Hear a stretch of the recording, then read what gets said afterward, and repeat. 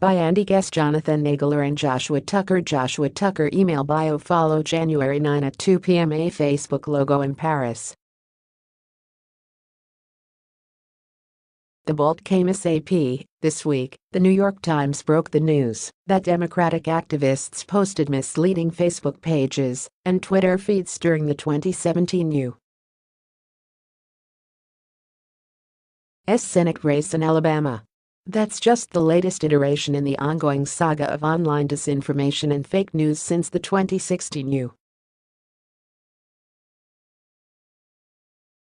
U.S. presidential election.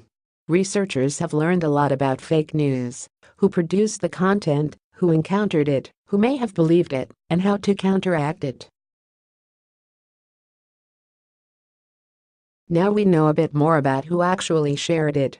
In research we are publishing today in the journal Science Advances, we find that in general, the proportion of people on Facebook who shared links to fake news websites was relatively low. That said, however, older Americans, especially those over 65, were much more likely to share fake news than younger ones, and conservatives and Republicans were more likely to share fake news than were liberals and Democrats. This explains how social media can both weaken and strengthen democracy. How we did our research with support from the National Science Foundation, the Social Media and Political Participation (SMAP) lab at New York University commissioned a panel survey during the 2016 U.S. election campaign. After the election, respondents were asked whether they were willing to share information about their available timeline posts on Facebook, including external links they had posted on their profiles.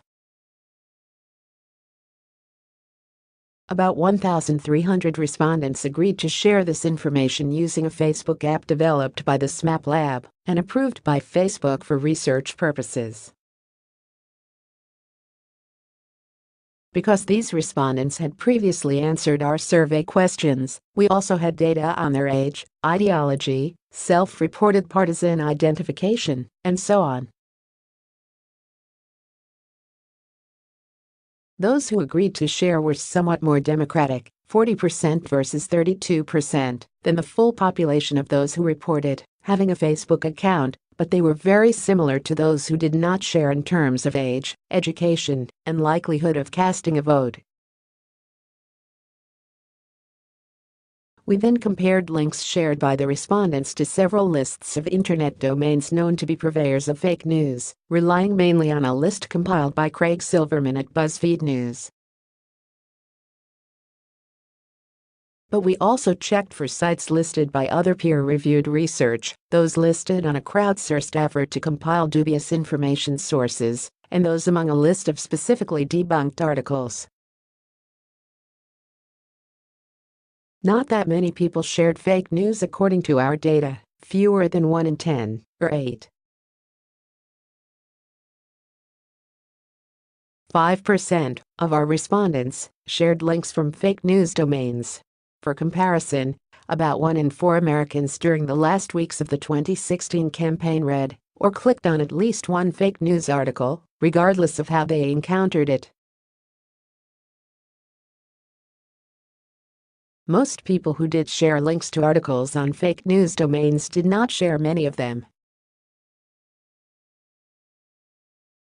But, like many patterns of online behavior, we observe a long tail of a relatively small number of people who shared a disproportionate number of links. In our entire sample, only 13 people shared more than 5 links to a fake news site. Of course, each shared link may have been viewed by many people, although we can't say for sure from our data. The best predictor of sharing fake news? Being over age 65. In the figure below, you can see immediately which age group was most likely to share links to fake news. Average number of links from fake news domains shared by age. Data, NIU Social Media and Political Participation, SMAP Lab, Figure A. Guess. More than 1 in 10, or 11.3%, of people over age 65 shared links from a fake news site, while only 3% of those age 18 to 29 did so. These gaps between old and young hold up, even after controlling for partisanship and ideology. No other demographic characteristic we examined, gender, income, education, had any consistent relationship with the likelihood of sharing fake news. Our results are also not driven by overall tendencies to just generally share links on Facebook. In a study like this, we can't distinguish between age and birth cohort.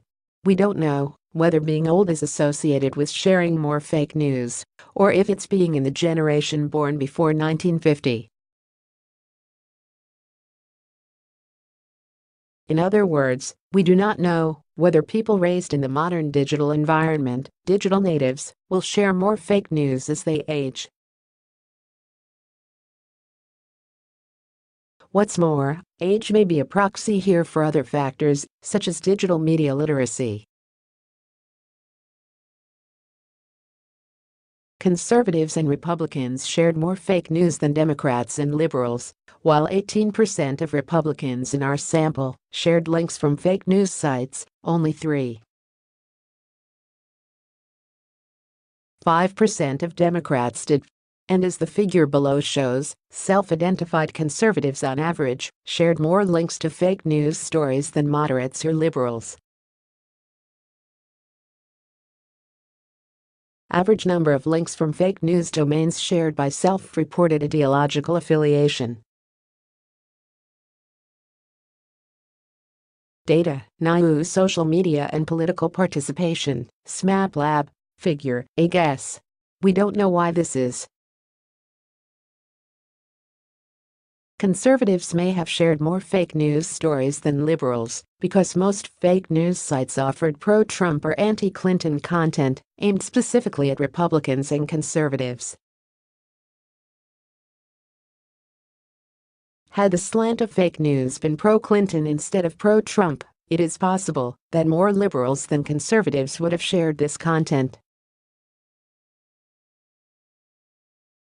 Interestingly, these findings may relate more directly to ideology than to partisanship. Self-identified independents were about as likely as Republicans to share links from fake news domains, although self-identified Democrats were much less likely to do so than either independents or Republicans. What will it take to end the shutdown?